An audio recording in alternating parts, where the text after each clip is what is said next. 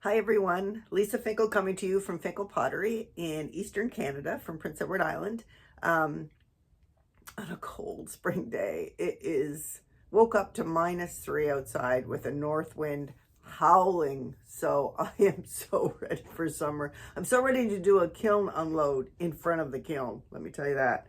So another kiln unload, getting ready for an upcoming sale. So I'm just going to dive right in. Oh, this kiln was fired to 2190 slow cool schedule, Camille Hoffman slow cool schedule, with a hold at 1900 for 30 minutes. So, first off, on Tucker's, like a mid-red stoneware, I have this little planter I made for my daughter, actually. She wanted a planter.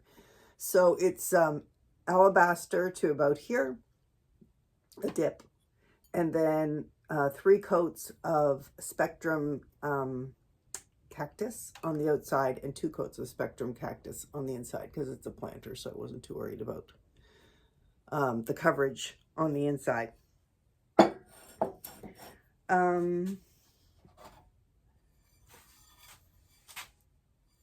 Got a little foxy butter dish here. He turned out pretty cute, I think. So what was the glazes I used on this? And also I fired him on a stilt. Vaughn Smith preaches this method, and I've just done 2 butter dishes on stilts, like on a post and a stilt, and they did not warp.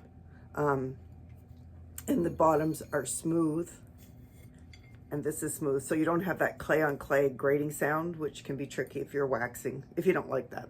So the bottom is dipped completely in Temuco Gold, and that's a studio recipe. You can get that on glazy.org or anywhere. That's a very common recipe. And then dipped in Temuco Gold about here, and then just poured in and poured out of Temuco Gold. Then slightly overlapping, I did Spectrum textured kiwi over that. And the little foxy, I did him in deep sienna speckle. His tail is, and the insides of his ears are snow, Amico snow. And then the little tips of black on the ears, the nose, and the tail are Amico obsidian. So I think that turned out really sweet. I like it. Someone's gonna love that. This is just a little general purpose bowl. Inside, 3 coats of Spectrum Pearl White. Outside, dipped in obsidian, or alabaster, sorry, alabaster. And then on the rim, I did 3 coats of eggplant, and then over that, 1 coat of blue hydrangea. You can see how Pearl White really likes those crystals, does some really interesting things with it. And then I just put a little bit of flux where the alabaster and the purple met, just to get a little, encourage a little running, and that, I think that turned out really pretty. So there's that. This is just a little spoon holder, 2 coats of honey flux, 1 coat of river birch just around here, and then 2 coats of obsidian on the rim, a coat of blue hydrangea over that, and a little bit of seaweed just on the very tip of the rim. So there's that spoon holder. These got a little bit of discoloration. I know I should have been more careful, but anyway, you live and learn. So these are my couple of Mama Bear mugs, and they're dipped in my studio blue, my studio green, and I had done a blue underglaze, and then a Amico mixing clear over them, but I should have cleaned up the underglaze better. And you know, I should know that by now, because I've done it a couple of times. I've gotten lots of advice from you guys, and I do have a magic eraser. I just thought it would burn out because it was underglaze and it was blue, but nope. This one is 2 coats of honey flux, 1 coat of river birch, and 3 coats of soft red. And I know from experience, so let me show you this one. So this one is the same treatment with the soft red, but see how it goes to white? And I wanted it on this mug, and I'll tell you why in a minute. But on this mug, I did not necessarily want that much white. So I just did a little band near the bottom of the soft red of reactive red. So that gives me a little more pinkage. Is that a word? Pinkage. It's dripping down. This one I have to credit Kim Unseth from Unseth Pottery. She's a potter in Western Canada. I think she's got a YouTube channel and she's got a Facebook channel, and she does a lot of kiln unloads. Anyway, this one is winter wood on the bottom, 3 coats of sangria on the top, and some flux where they meet. That's pretty. Same treatment, but with the Mama Bear mug.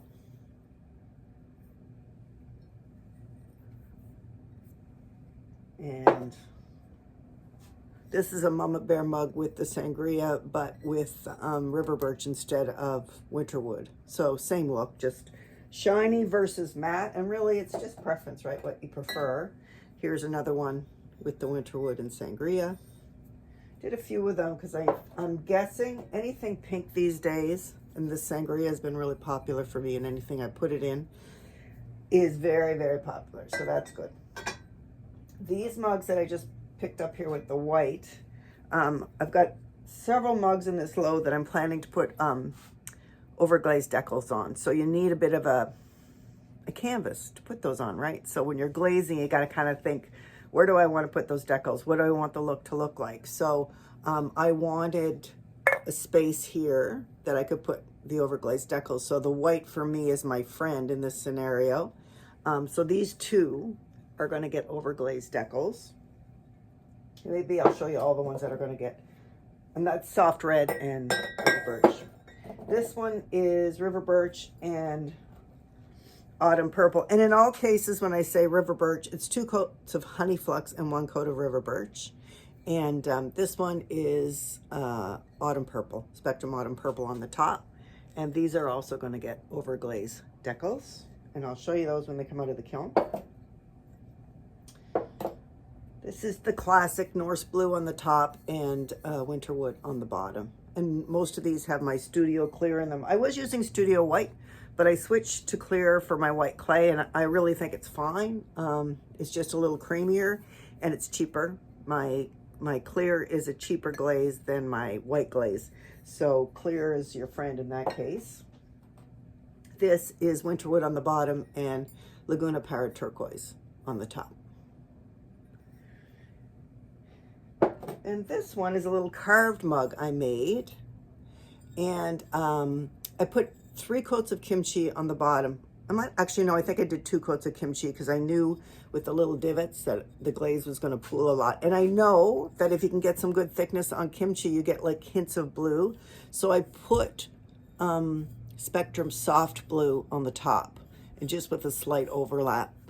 And I'm not sure if that blue I'm getting is drippage from the soft blue or if it's just the blue in the kimchi, but that is a pretty combo, I think. I like that a lot.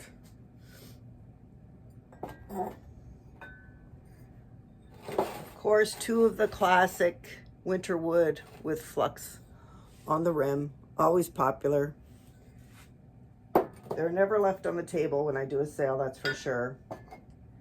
This is my purple haze on the top and winter wood on the bottom. So just try to do a few color choices for people.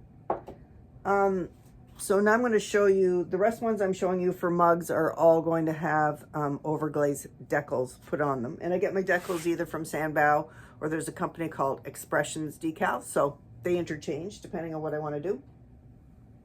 So this one is river birch bottom, top just swoopy. This is Plum Perfect by Pottery Supply House. 2 good coats of that, then a coat of blue hydrangea over that, and then splotches of seaweed. Now I'm a little concerned, sometimes when you refire seaweed in an overglazed decal, it'll turn this kind of dark metallic-y model-y thing. But I think it'll be okay if it does, because it's kind of a moody look. So I rolled the dice and I went for it. Hope I don't regret it. So here's another one. These are all the same treatment: Plum Perfect, Blue Hydrangea, Seaweed, and River Birch. And then a couple more of 2 coats of Obsidian, a coat of Blue Hydrangea, and splotches of Seaweed and River Birch. So these, as I said, they're all going to have decals on them. And then I have these two. These two have dimples in them. I call them finger dimples, but whatever. River Birch on the bottom, and then a band of Power Turquoise at the very top, and then a band below that of Coyote Root Beer, and then just bits of flux where they meet. And then this little dimple will have probably a little fox inside, because I wanted something kind of woodsy, so I did these two like that. And I think those turned out really pretty. I mixed up a new batch of my Studio Blue, and I love the blues, the darker blues for Amico and their Celadons. They're gorgeous, but man, 4 coats, it takes a long time. This I just dip and it's done, right? So it's a little darker, it's a little more vivid. I have another one to do, and I'll do that one in the, probably one of the Amico blues, but I think it turned out pretty. So it's my Studio Blue dipped, so fast. And then a coat of Blue Hydrangea all over, and then Seaweed on the rim, which is pretty subtle. I probably could have done another coat of Seaweed, but that's fine. It's very pretty. And then I made a little matching dip bowl in the same glaze combo. You can really see that blue there. So it's very cobalty, but I like it. And then here's my little tray set. And it's just got a little starfish and a sand dollar on the end.